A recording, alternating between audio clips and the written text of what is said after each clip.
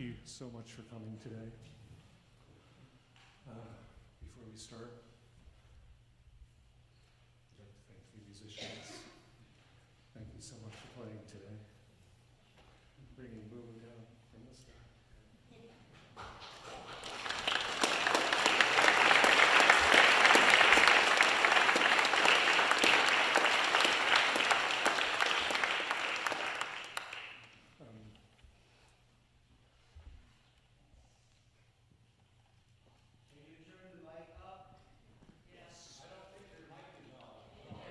I'll talk directly into the microphone.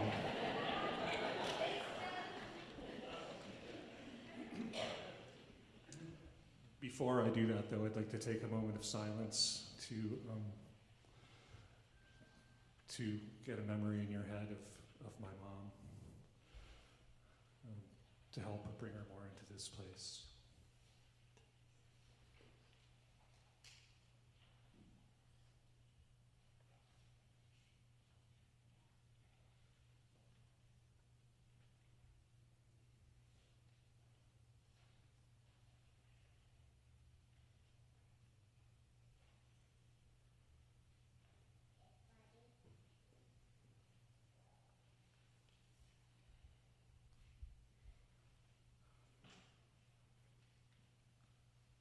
Thank you.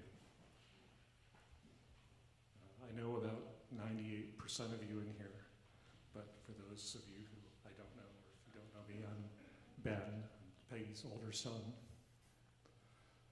And on behalf of Zon and Tom, my brother, and all of our family here, I'd like to thank you so much for coming today. My mom would be amazed and humbled. She was used to being in front of audiences, but she didn't ever quite understand that. She was really there to play the music. So it's really wonderful to see everybody here today. I certainly do appreciate it.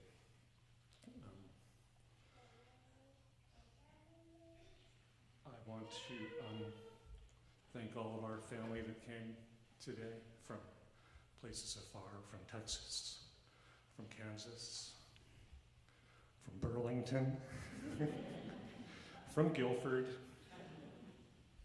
So nice to have all of you here. Oh, and Washington, of course.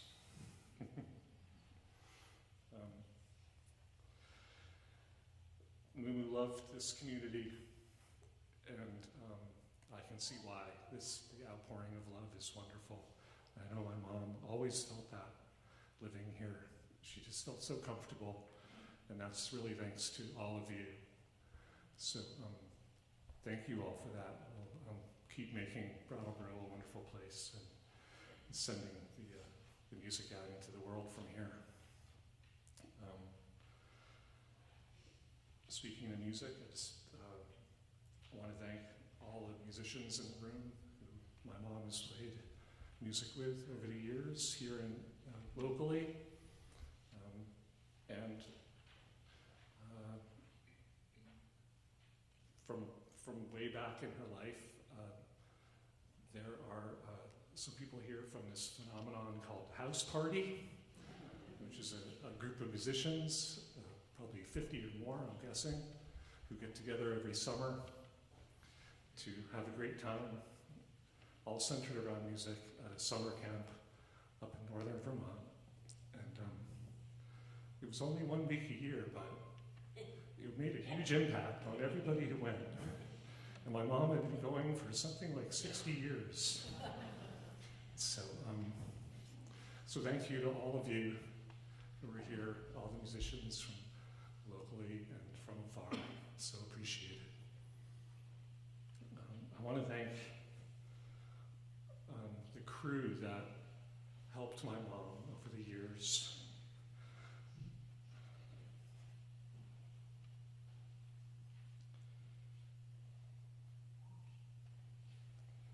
We had an amazing group of helpers, true angels, really just remarkable. Our house felt like a social hub always people around. The helpers were so caring and sincere. I know they made a lot of sacrifices in their life to be able to benefit ours. And I speak for the family, we'll never forget that. I also want to thank the friends of my mom's who came by for the last few years. It was wonderful. It kept the house social, and my mom loved having people over. I'm sure she greeted you with a smile, even if she wasn't sure who you are. She was, believe me, so glad to have you visit, as were all of us in the house. There were some friends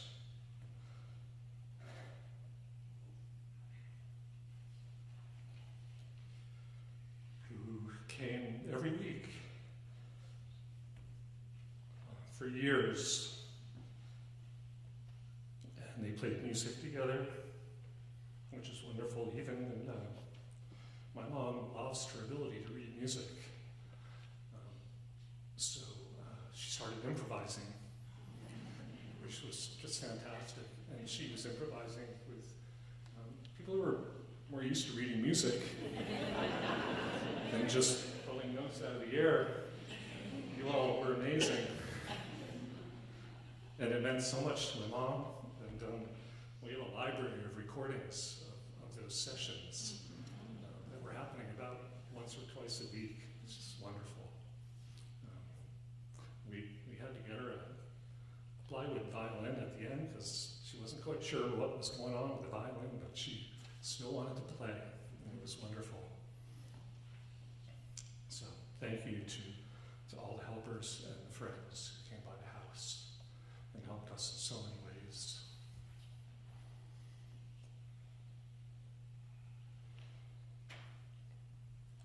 I already thanked the family for coming, but I want to thank you again, because we're so lucky to have such a wonderful family. So much love. So thank you for all of you who live here and share your days with us, and all of you who traveled to get here. It really means a lot to us.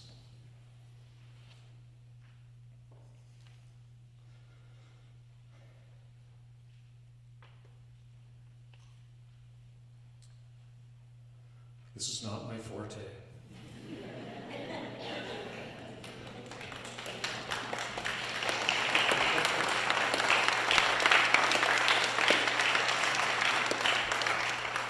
But I get to the hardest part now, where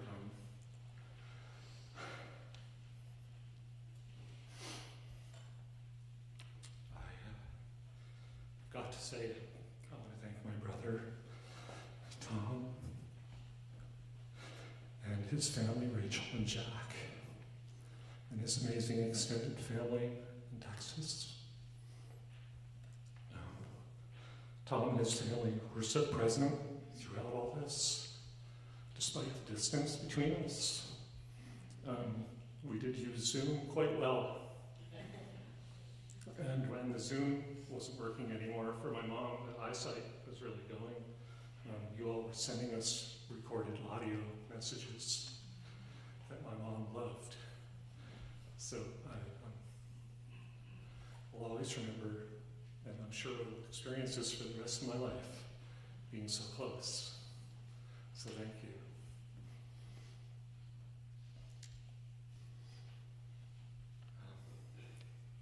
And I want to thank Zon.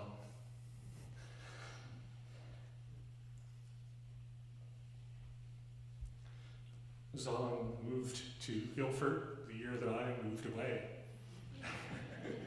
in 1984. But I knew Zon well by that time. I was so happy to have you there. In the last 4 years, it's been wonderful. The last 10 years became a bit more of a challenge. The last year was, we were winging it in a really wonderful way. And it worked out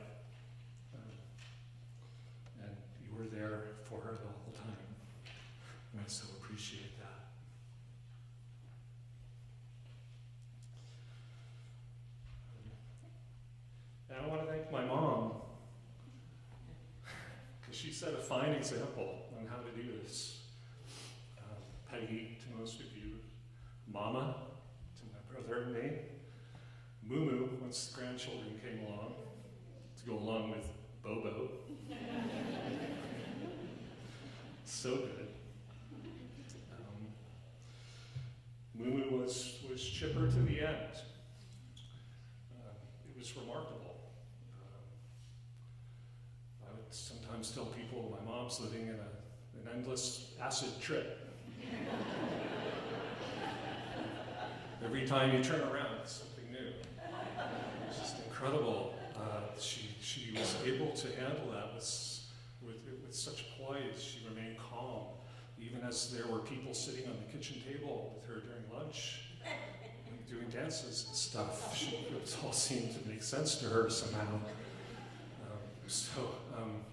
I really do want to thank her for setting a fine example on how to show your appreciation for life near the end of life.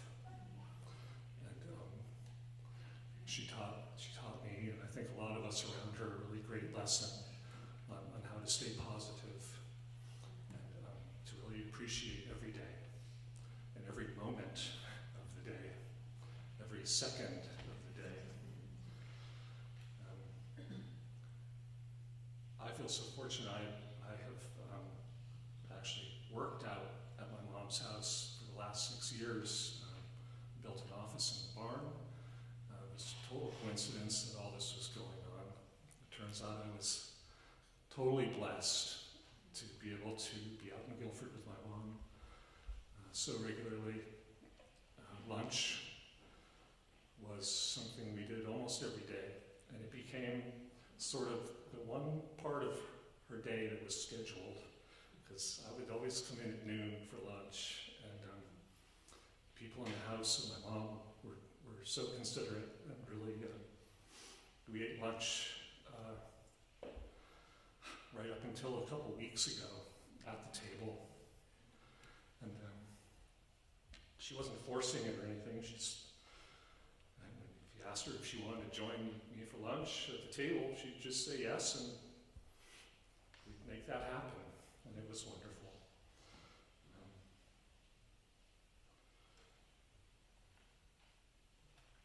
I will forever, well, who knew so much emotions could be pulled out of a peanut butter and jelly sandwich? And that's where I'm going to be for a while. And that's okay, I'm ready to do that. Also ready to take a little break from peanut butter and jelly. But I'm still going to do it. So I'm going to let my brother Tom tell you a bit more about my mom. Thank you very much again.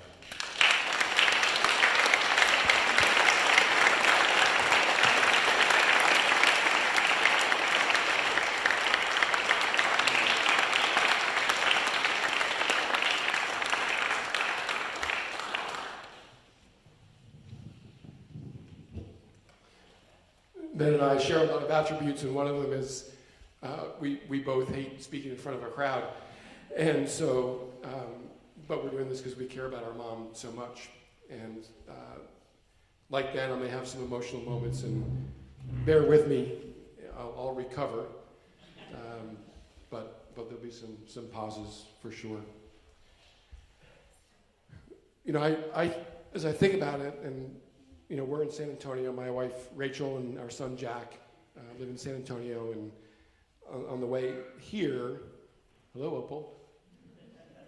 On the way here, I was really thinking about how to describe my mom. And I think the easiest, most obvious thing is that, to me, she's an angel. And not your typical angel. She was a hippie, Vermont-loving, violin-slaying, best mother on the planet angel, which I think is pretty cool.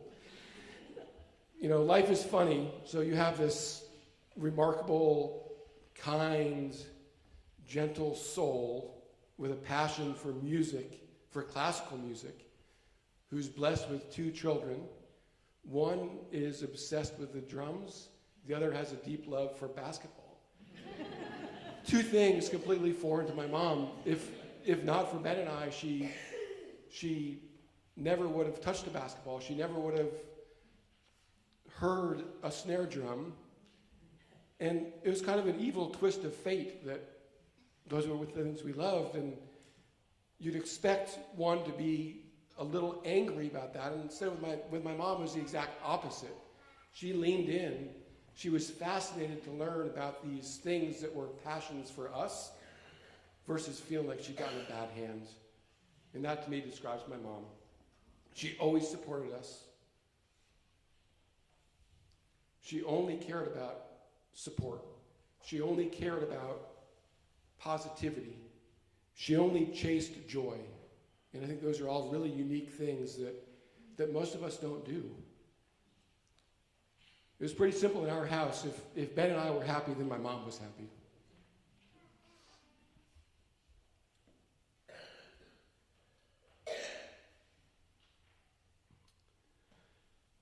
No offense to anyone else, but I will argue for the rest of my life that my mom was the sweetest, kindest person I knew.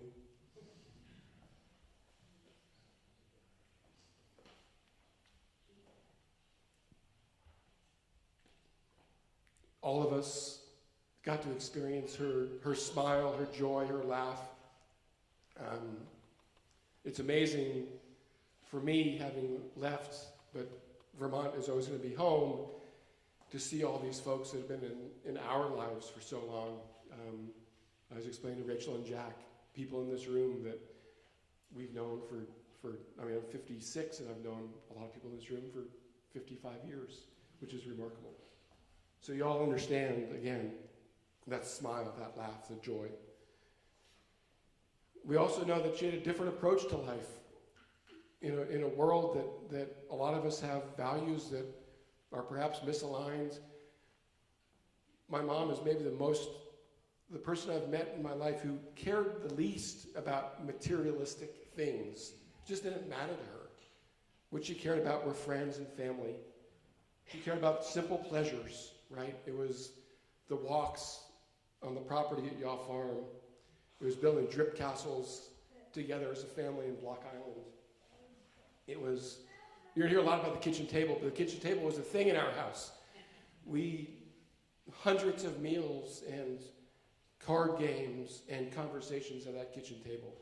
And those are the things that resonate with me when I think about my mom. I'm going to deviate a bit. I'm supposed to do the remembrance and talk about my mom for a while, but we're going to all do that together in a moment. I'm going to deviate for a second and get emotional again. I don't know, but my guess is that being a single mom in Guilford, Vermont in the late 70s and early 80s wasn't exactly easy or fun. We were all blessed. In the early 80s when Zahn showed up, Zahn and my mom had a like-mindedness, right? We all know it. They leaned into music, adventure, travel, and fun. They had a courtship that was like a 40-year honeymoon because it was always about fun. It was always about adventure. So many memories, so many experiences. Again, it could be a quiet night at Yaw Farm. It could be exploring the magic of Italy. It could be sitting on the beach in St. John together as a family. So many memories and so many experiences that they enjoyed. There was that music element. Yes, a lot of music. It was everywhere. They played together. They listened together. There was the wonderful house party experience that Ben referenced that was so important to both of them. It was really a brilliant 3-decade run for Mumu and Bobo. Then the difficult times arrived, and that's when we really find out about people, right? And so being far away, I had one request. I said, hey, is there a way to keep Peggy at home, keep our mom at home as she goes through this battle? And Zahn was up for the challenge. He put together a plan and executed a program that kept our mom at home at Yaw Farm to the very end. And Zon, I'm going to thank you for that, the love and care and support.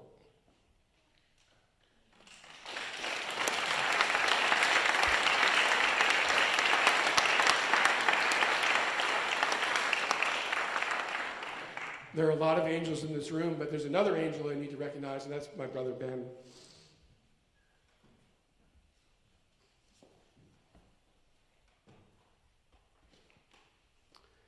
Our dad, in the spring of 2010, was diagnosed with cancer. And Ben, on a daily basis for 6 months, took care of my dad. It was an heroic effort. He was there for him and did so much for him. What Ben did for my mom needs a much stronger word than heroic. It was an 8-year journey. And Ben was there every day. He brought joy and life and support and love into our house every day. And the impact of that was amazing. He did it day after day, month after month, year after year. In the early days of her illness, it was walks and talks and conversations, life almost like normal. Then there's a middle stage where there would be chaperone trips into town or very, very mild explorations. You know, my mom going somewhere she'd been hundreds of times, but for her it was a new journey each time. And Ben led that. And then as she declined more, again, back to that kitchen table and those infamous or famous peanut butter and jelly sandwiches. I don't know how many of those lunches happened, but it was hundreds. And how many? 1,000, Jack says. It was, but truly amazing. You know, a lot of us would have some feelings, some negativity or some anger or some feelings if we had to sit and have a front row seat to our mom's decline, and Ben did it with grace in class every day. Being 2,000 miles away, it is difficult and it is strange to experience your mom's decline. But it worked for us, for me, because of Zon and Ben. So I'll be forever grateful, and let's give them a hand.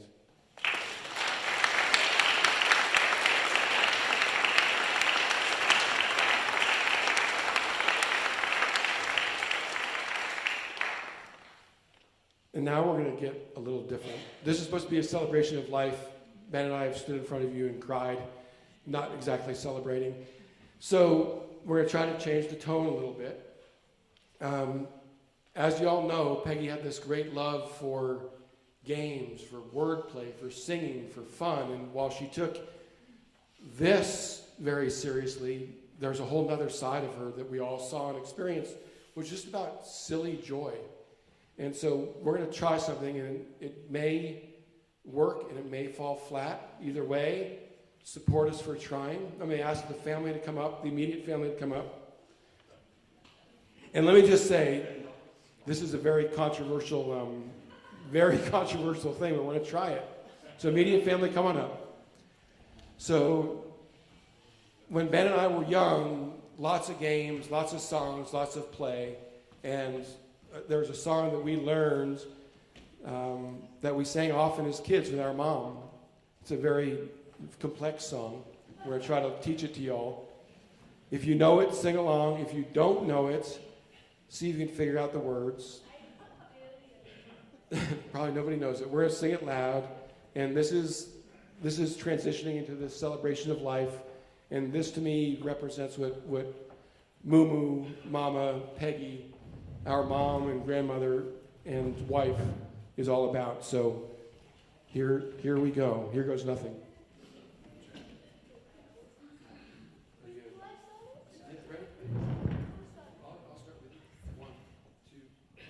Around the corner, over the tree. Oh, who would bury you? I'm sure I do right now. Cause every time I look at your face, it makes me want to go around the corner, over the tree. Oh, such a danger set to me. Who would bury you? I'm sure I do right now. 'Cause every time I look at your face, it makes me wanna go around the corner, under the tree. Sergeant Major said to me, hey, Ruben, because every time I look at your face, it makes me wanna go around the corner. Thank you.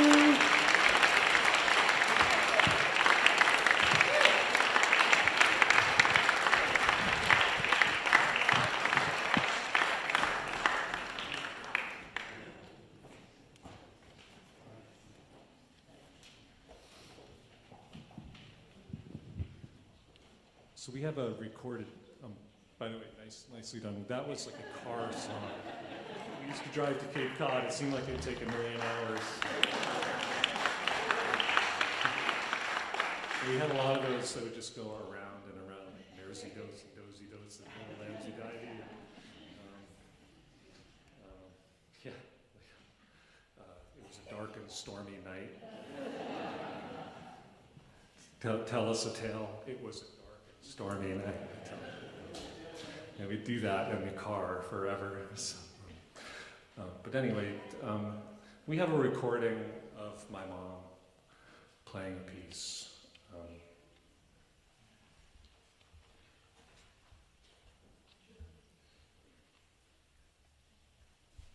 Would you like to tell us about this song? The song, I just want to say, it took a lot of strength for Zahn to decide to not talk today. But I think it'd be nice for you to introduce his piece. All right, folks. Well, if you know Peggy and you ever heard her play, you will know this piece. It's from the St. Matthew Passion. It's called Erbarme dich, and it's the solo violin piece that's, well, just listen. It's amazing.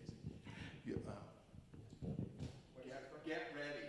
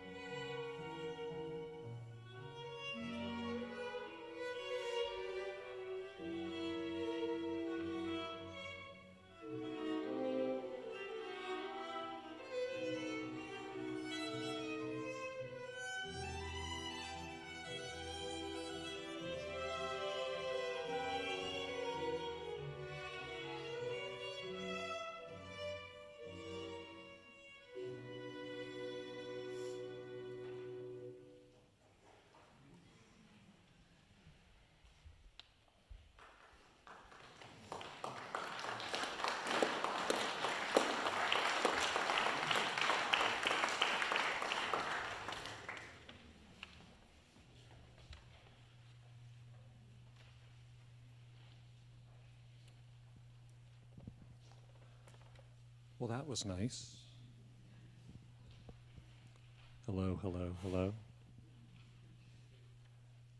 I will. The green light is on.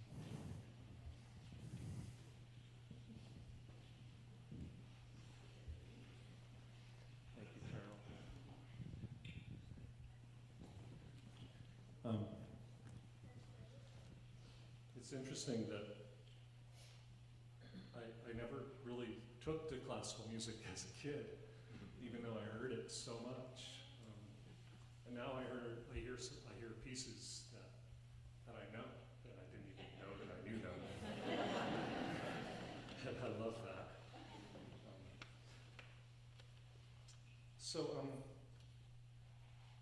We'd love to hear what people have to say. If people have memories of my mom, funny stories, mimic her dancing, anything like that, we'd love to know. If anyone would like to say anything, share anything with us, please raise your hand or stand and we will bring you a microphone. And I'm going to take a little time for that to happen. Rachel, yes, please. Hi, I'm Rachel. I'm one of Peggy's 2 daughter-in-laws. I'm the wife of Tom. And wanted to tell you all the story of when Peggy and I first met. It was Thursday evening, April 9th, 2015. And Peggy and Zon had a trip planned to come into San Antonio to see the new place, the bachelor pad that Tom had built, and to where he was living. And then learned that they would also be meeting his girlfriend, Rachel, for the first time. And so Tom picked them up from the airport and drove them to his bachelor pad where I was. And I was introduced as Tom's girlfriend, Rachel. And then Tom wanted to take them on a tour of the condo and show some of the artwork around, and which he did. And I was standing in the kitchen waiting. And then Tom, when he came to the kitchen, he said, "I have one more piece of artwork to show you." And what he pulled from a counter was a sonogram. And I remember him handing it to Zon and Peggy and watching. We had just met, and watching the look on both Zon and Peggy's faces as they went from, "Oh, I want to take this art in," to, "Wait, is this what we think it is?" to then just looking up and looking at each other, and a kind of a squeal of delight and hugs and immediate tears, and kind of a dazed state. And so we let that take place for a moment. And then, because Tom knew his mom so well, he said, "And we have another surprise for you.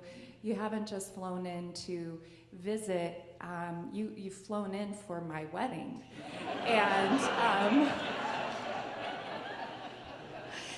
And Peggy and Zon, the first thing I remember Zon saying was turning to Peggy and saying, "Peggy, we have to take you shopping."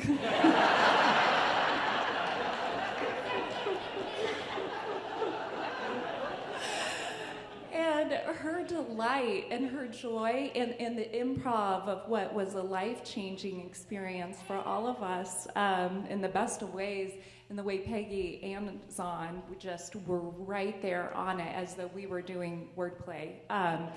And we went to dinner that night, and I remember we were at a restaurant where there was kind of a glass-covered area that showed water underneath, but you had to trust to walk over the glass to get to the bathroom.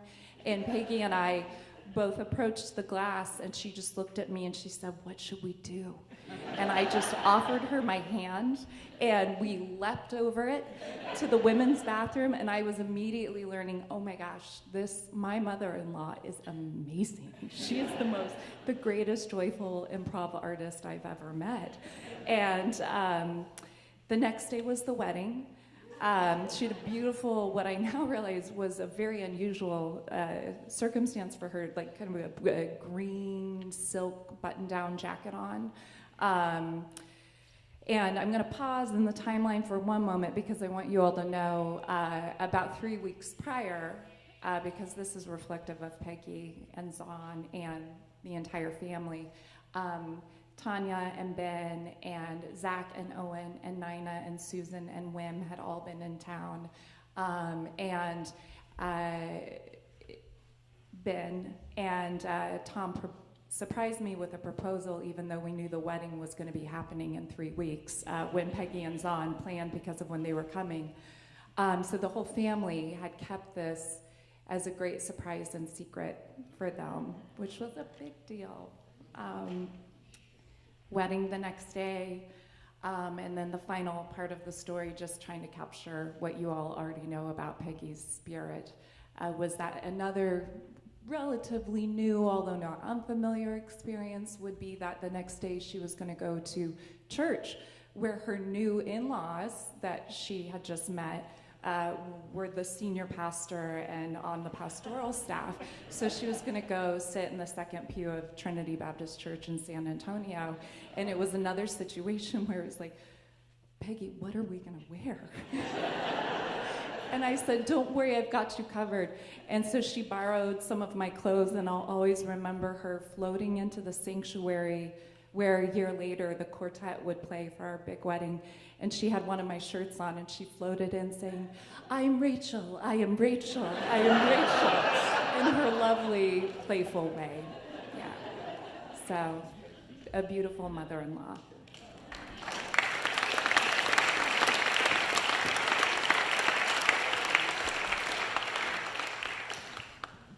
Hello. So, first of all, the first thing I'm going to say is I love to be in front of a huge crowd of people, unlike my dad and my uncle up there.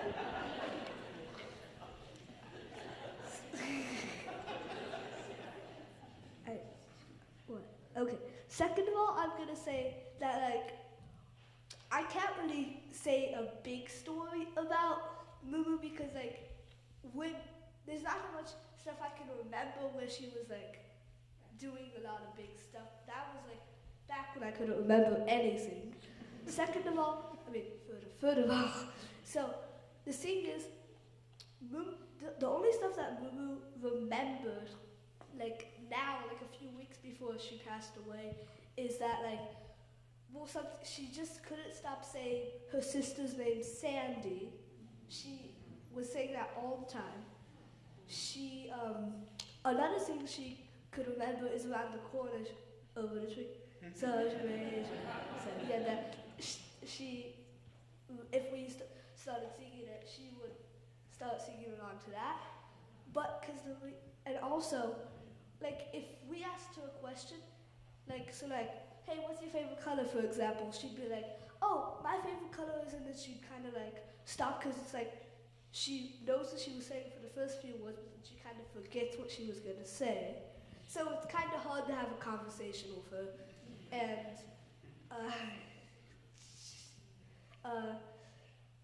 also, her caregivers are awesome. All of them are just great.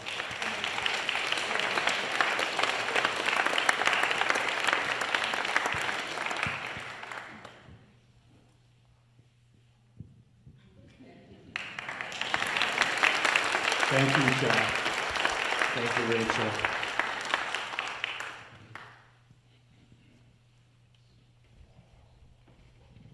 I was going to actually recite a poem, but I'm not going to.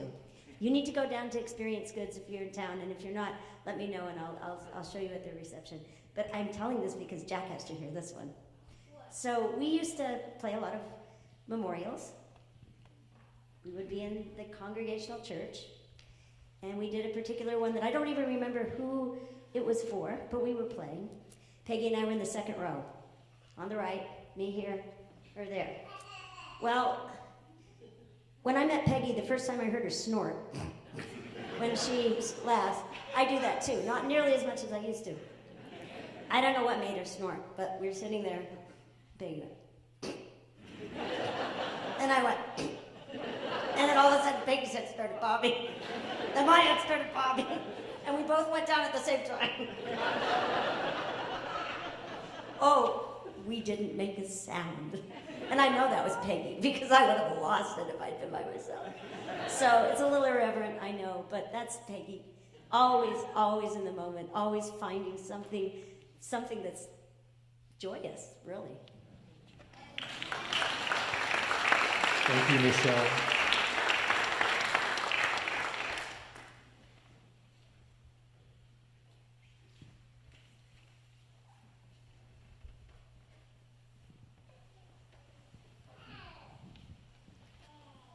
I'm Alice Robbins. I played with Peggy for many years in Arcadia Players, and I wasn't at New England Bach as long as she was. But the first time I met her, I believe, was when our friend May Gerwin Brandon was founding Arcadia Players, and she invited a bunch of musicians to come down to Amherst. We were in the Amherst Unitarian Society Sanctuary, and we were all there, and we had a nice time playing, and this was something Meg really wanted to do, and she was greeting other people, and a number of people from Brattleboro. And one of the people there was Ron Bell, who was the superintendent of schools in Amherst. He played trumpet.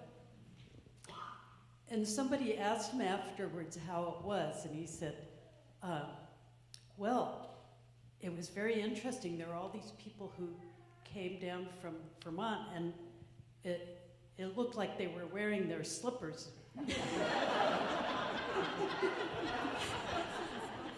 He said they made Lori Review look like a preppy.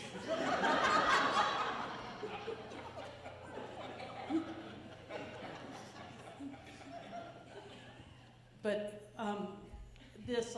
the recording also brought back many memories. I had the honor, my very first time of playing the SS Vollbracht was with Jan de Gaetani. And since it was my first time, I don't remember a lot except how honored I was to play with her. And hearing this recording just brought back everything I loved about Peggy's playing. It's indescribable, and she didn't make a big deal about it, but she had the most heartfelt expression.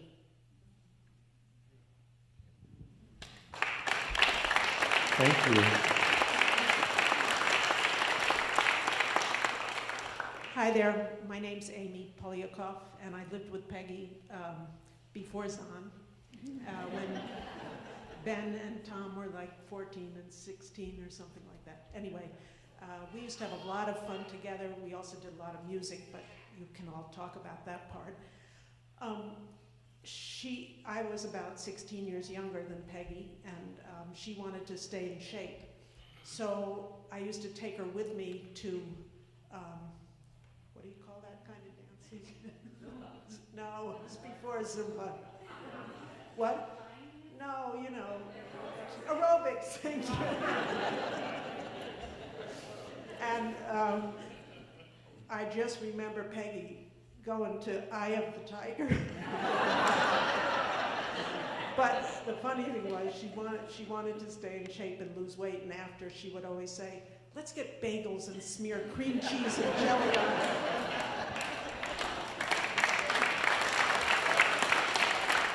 Thank you, Amy. Hi, I'm Bill Forsyth, and my wife Leslie and I have played with Peggy for many, many years. My first experience actually was in July of 1962, when she was a counselor, a junior counselor at Greenwood, and I got to play second violin on a famous, famous movement, which is the slow movement of Mozart's C major viola quintet. And Peggy was first, and I was terrible. But somehow, she made magic out of it, and that was one of the things. She could always make you play better than you could, and that was just wonderful. The other memory I have to share is we were having a music weekend, and as always, end up with Mendelssohn octet with sometimes as many as 16 players, you know, we could double up. So as many players as could fit in the room where they are playing. And Peggy and I, for some reason, were on the outside. So they got to the last movement, which is very fast, a series of everybody gets a turn. Peggy started dancing like this. So she and I danced, and then we ended up dancing on the floor pretty hard, and the floorboards were shaking, and some of the musicians, I think, actually noticed. But it was just so wonderful, just this outburst of joy at this piece. So that's another memory I have. Thank you, Bill. I'm Leslie. I have a related music and hijinks story. You've heard a lot about the Music House Party. I've been going there for decades, and it's a kids' music camp when we're not there, and there are a lot of kind of kid-related things around there. And we do plenty of nonsense skits and so forth, but we also have very serious moments, some of them being at our orchestra rehearsals in the morning. And we were playing a really very serious piece, I don't remember what it was, but all of a sudden in the back of the room, there were two dancing bananas. So Peggy and Marie Enan had found papier-mâché bananas, and they put them on their heads and were dancing around in the back of the hall. Needless to say, it was no longer a serious rehearsal. And then one other thing I'd like to say is that as you see, Peggy has two, wonderful sons. And when my boys were something like 3 and 6 years old, I was really just tearing my hair out. And we were visiting with Peggy, and she played with them and threw the ball for them, and she was just loving it. And I said, Peggy, how did you do this? And she said, well, it's all a series of stages, and it goes very, very fast. And that gave me the courage to keep going.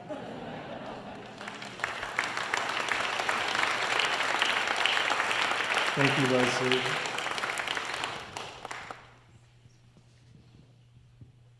Hello, dear people. It's Susie Webster Tolino. Peggy was my violin teacher. And the important thing about that is that I was pretty mediocre. No, I had some decent potential. I didn't really like to practice at all. I like to sight read, which makes for a mediocre or indifferent violinist, for sure. And I was also a French horn player, and when I was about 15 or 16, she said, well, maybe we should move from classical into like fiddle music a little bit. That might help. And it became clear very quickly that that also did not help. I didn't want to practice that either. And she sat me down one day and she said, you know, Susie, it's not a virtue to be a musician. If you want to just set this aside, you can. And it was the most graceful moment. It was just beautiful. And she said it kindly, and she knew that I was not going to be a musician, that I would be a music lover and not a musician. So I'm grateful for that. Thank you, Susie. My name is Sue Engel, and I also was a student of Peggy for many, many years, more years than I can remember. I also studied chamber music with her, and we had a group called Carpe Diem, which met every week, and they had wonderful, wonderful sessions, and Peggy would come up and help us, like coaching us, and it was just fantastic. In the Campandantino groups at her house, there was a sign that said, Great Joy. So you brought up joy earlier, and I cannot think of Peggy without thinking of the two words, Great Joy. And I have two memories in particular. Peggy and I put together a bunch of books, one of which was a set of Bach duets, which were published by Mel Bay. And we spent months and months and months and months on them. And when I finally finished the desktop version of it, I wrapped it all up as fancy as I could and took it to a lesson and gave it to her, and the smile on her face went from one ear to another. She was so delighted that we had done this project together. My second memory is of a day that I spent with Peggy and her family at the Bass River place. She invited me down because for many years I went to Cape Cod. And Zach and Owen, I don't know if you remember, probably not, but you were there swimming and catching jellyfish. And we had a lovely, lovely time together. And I will always treasure the day that I spent with Peggy's family at that moment. Thank you. Thank you, Sue. Thank you.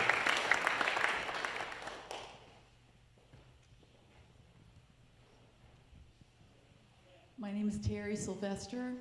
I ran into David Franklin at the store the other day. I'm not sure if he's here.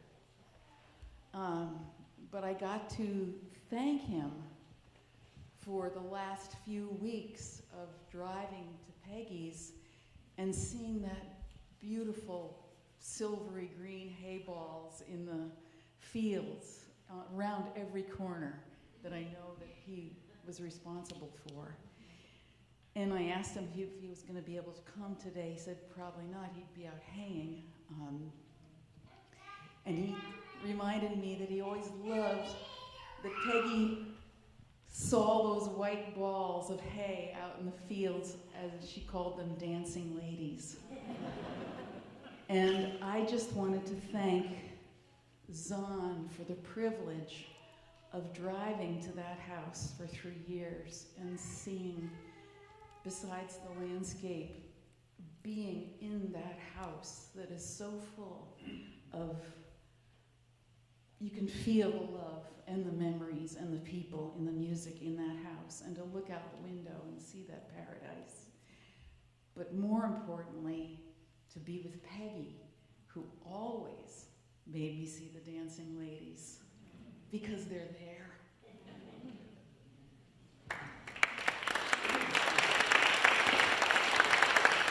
Thank you, Terry. Thank you for bringing so much into our home. Terry was one of our angels. I was talking with Joe Schaff once, and Peggy's name came up. Joe Schaff was the music director at the Putney School when Peggy was a student there.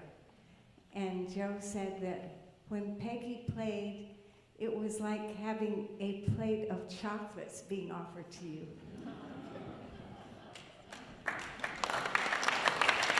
Thank you.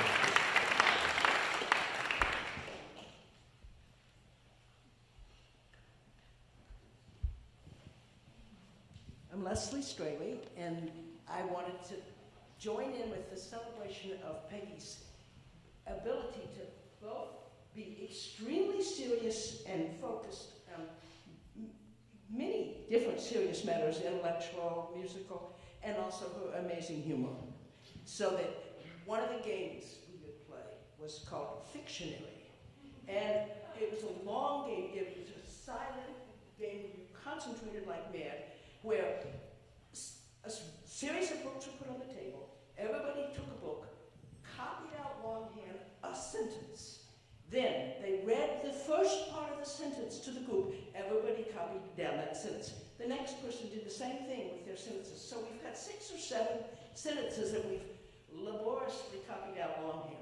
Then they only got half the sentence. Everybody completes the sentence their own way. And then, sentence by sentence, the original version, which is written in longhand, and all the new variations are read. And everybody votes which was the original version. So you kind of feel like you scored if you picked the original version, and you also feel like you scored if someone picks yours as the original version. And this game, which was just hilarious, would involve this an hour and 20 minutes of all for the just great humor at the end. Thank you, Leslie.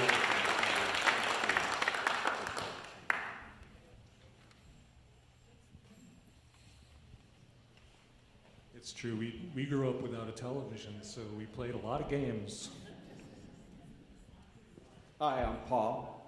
I've been lucky to play with Peggy at House Party for the last several years, and we made some, of course, wonderful music together, but actually the story I want to tell is about another game.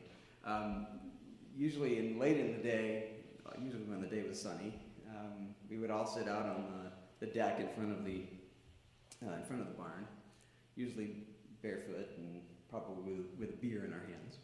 And we'd just be relaxing. And then Peggy would get that little glimmer in her eye, and she'd say, let's play this game. And I don't know if anybody remembers the game I'm talking about, but the game was that someone was to sing the first note, just the first note of a piece. And then someone else was to guess what the piece was, just from the first note. And I have to say, Peggy was the best at both sides of that game. And as I heard the recording that was played today, it reminded me how she just puts an entire piece worth of music into that first note of everything she did. So, thank you for listening. Thank you.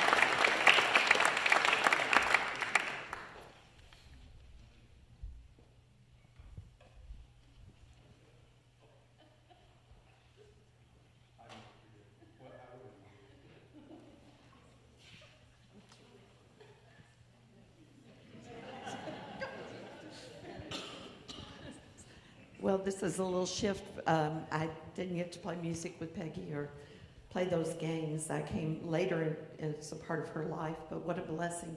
You've heard part of that story. My name is Vicki Holland. I'm from San Antonio, and you heard my daughter Rachel, who is married to Tom. And when Tom came into our life, he has added so much richness, including Peggy and Zon and Tanya and Bill. All the family, I'm afraid. I better not try to name, I'll skip somebody.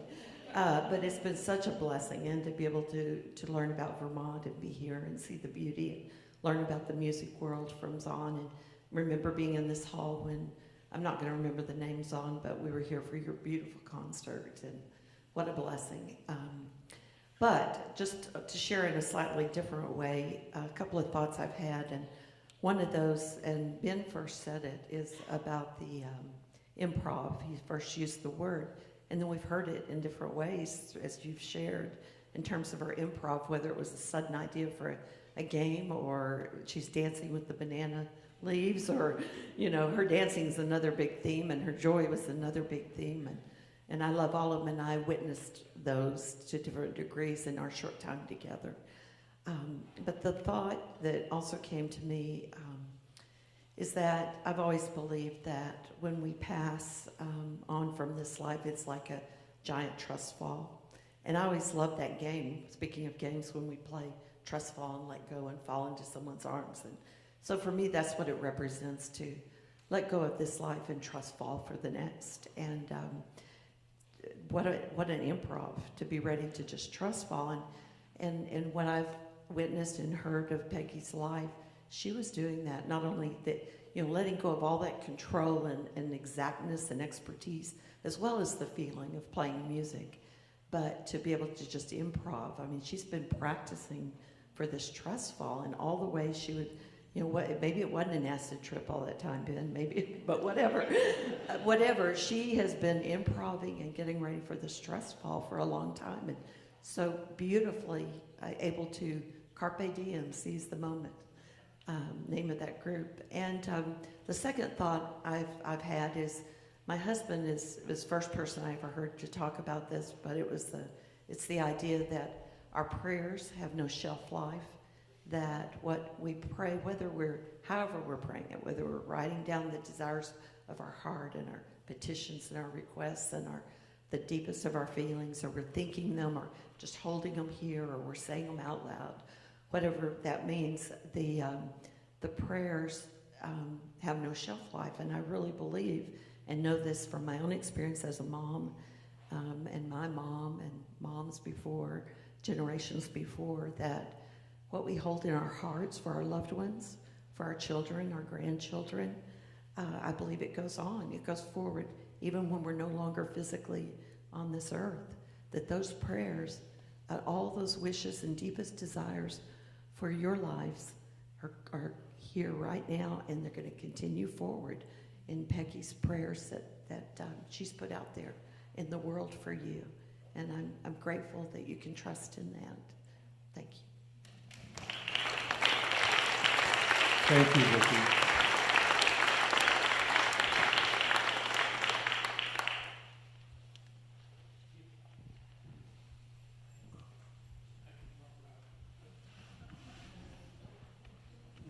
Hi, I'm Andy Stein, and I've known Peggy since I think about 76 or so, when I first went to House Party. And then she and Joan got me in with Blanche's group, that half of the people here have been involved. And I just wanted to mention that Peggy was Blanche on the violin in many ways, and she carried that torch. And we're here in this hall because of her. And Peggy was if Blanche was God, then Peggy was the prophet or something like that. I don't know, but you get the idea. I think it's important. Thanks. Thank you, Andy.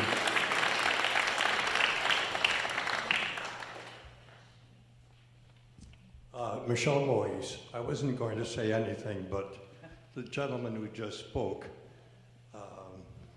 gave me just a feeling that I need to say that my mother, for many, many years, of course, knew Peggy well as a musician, and she loved listening to her. And I remember my mother talking about, and I don't know Peggy personally, I know her as an acquaintance. We've met several times over many, many years, but my mother adored the way Peggy played. She loved her authenticity, her genuineness, her ability to let the music shine through her personality and her total focus about what needed to be done musically. And so my mother really respected and loved Peggy for her ability to do that. And most of you probably know my mother had a long experience listening to a lot of musicians, violinists, but Peggy stood out with her. And whenever Peggy was not able to do something and she would come back and play in the orchestra, my mother would shine and feel, this is just wonderful. It's exactly what I want my musicians to be like. So it was a wonderful experience for all of us listening to Peggy. But for me as an artist, what's especially meaningful is her ability to be so genuine, loving, and authentic in her musicality.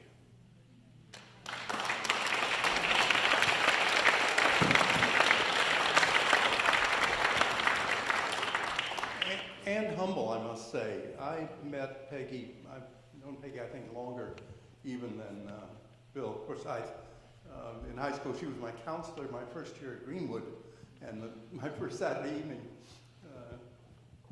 playing a piano quartet, Peggy was the violinist, I was the violist, although I'm mainly a violinist. It was so impressive that when I went off to graduate school, I don't know how I got any work done in my chosen field, because I spent so much time playing, and wound up performing the Mozart Sinfonia Concertante on viola with the violinist, and I was eager to do it as much as possible. So when I came back to House Party the next summer, there was a tradition of concerto night. People had something they wanted to play with orchestra. You could request that, and I suggested that I'd like to do that, and I chose Peggy as my partner to do it. She was happy to do it, and when the moment came, that evening or that afternoon, I don't remember what it was, we both showed up with our violas.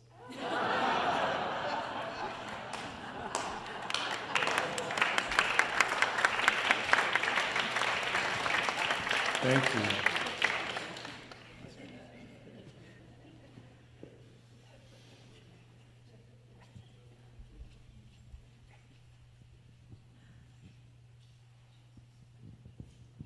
Hi, I'm Judy Sopinski, and I don't have a musical connection to Peggy, But I do have a very interesting story to share with you about her.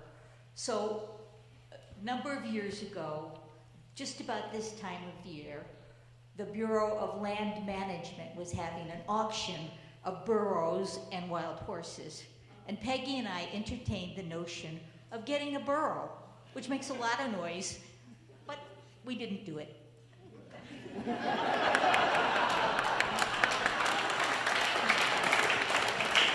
Thank you, Judy.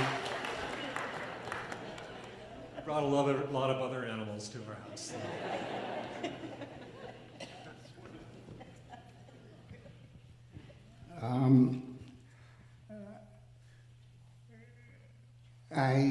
Of course, I remember the wonderful Bach concerts with Blanche Moïse, but for me, her recitals were just as wonderful events, particularly because every recital she gave, she played a Mozart piano and violin sonata. In fact, she introduced me to that literature in such a wonderful way that I am eternally grateful.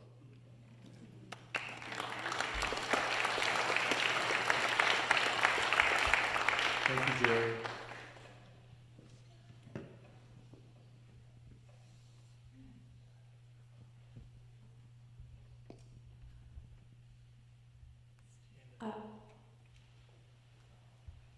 I know Peggy for a long time. We worked together, we played together games, our children played together, and I called her Peggini.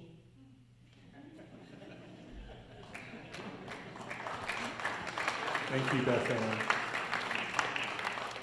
You can name one of your delicious cookies Peggy.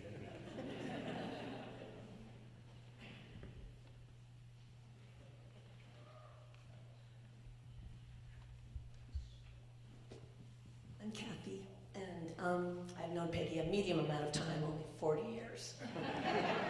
But I wanted to speak a little bit to these last 4 years, where she gave the greatest gift of all, which is to open up to the idea of jamming. So I used to go over every week, because she's my dear, dear friend. I absolutely love her. And it started out by playing violin duets. And that was pretty fun, that was pretty great. At a certain point, we stopped being able to track the music, and she would point to the treble clef with her bow and say, "What is that? What note is that?" And we would laugh, and we would kind of make light of it. And then at a certain point, we started to start a duet, and then when it would start to unravel, we would just start doing something, whatever would happen. And at a certain point, that started to seem like it was getting uncomfortable, so there was a National Geographic open on the table, so we said, "Let's play that picture." And it was amazing. And then we would, let's play people, let's play Zon. I have to play you that one, that's really special. And then it would be places and things, and when she stopped being able to kind of remember what we were playing, that was when it got really interesting, because then both of us just let it rip. And we would just be really curious about where it was going to take us. And I actually used to record some of those, but at a certain point about 2 years ago, I stopped recording them because it just took the spontaneity away. And it was so magical. In fact, when I listen to them and I think, wow, that's not what I thought we were doing, because what we were doing was really magical. And it was just kind of like flying, actually, together. And as you know, Peggy's so intelligent, so witty, so charming, so funny, and so creative, and leaning in, finding something to play with. She never lost her sense of rhythm. She never lost her intonation, her sound, her vibrato. She didn't lose it. She couldn't remember how to play, so I'd have to kind of stick it up there, and give her a bow. But if I set up 4 bars of a waltz intro, she'd come right in, and off we would go. It was just an amazing experience, and I am so happy that I had that and that we all got to share Peggy, because all of us love her for who she, just the integrity and the simplicity and beautiful person that she was, and quiet and humble, but never peripheral. For me, she was a real center, and I'm going to really super miss her.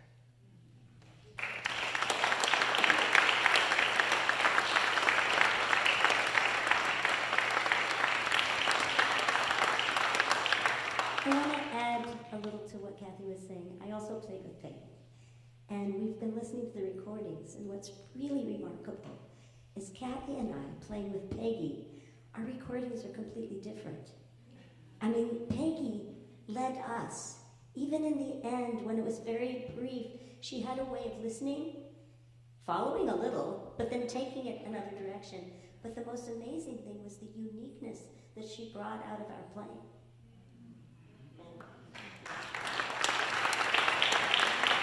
Thank you.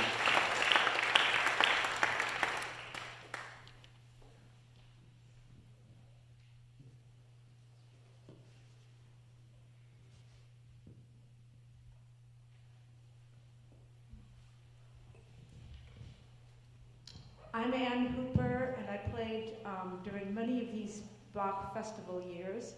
But my very first memory was of arriving in Brattleboro and then going straight up to Marlborough to play the St. John Passion. And somehow I landed in the seat next to Peggy. It was probably the only time I was able to play a violin duet with her that came out of the Bach, the St. John Passion.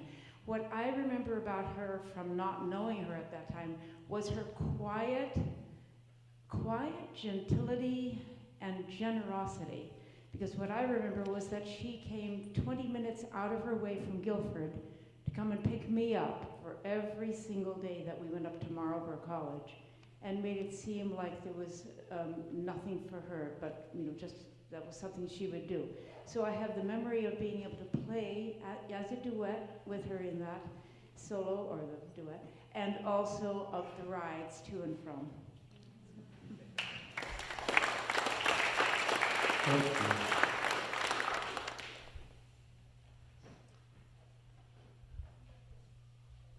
Well, does anyone else have anything to say, to offer? Okay. Well, thank you. I so appreciate hearing people's stories. Really, I love that. I hope other people enjoy it.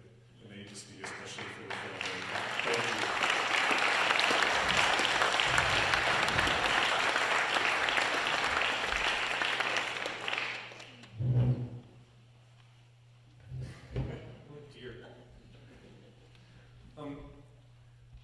We're going to end with some music.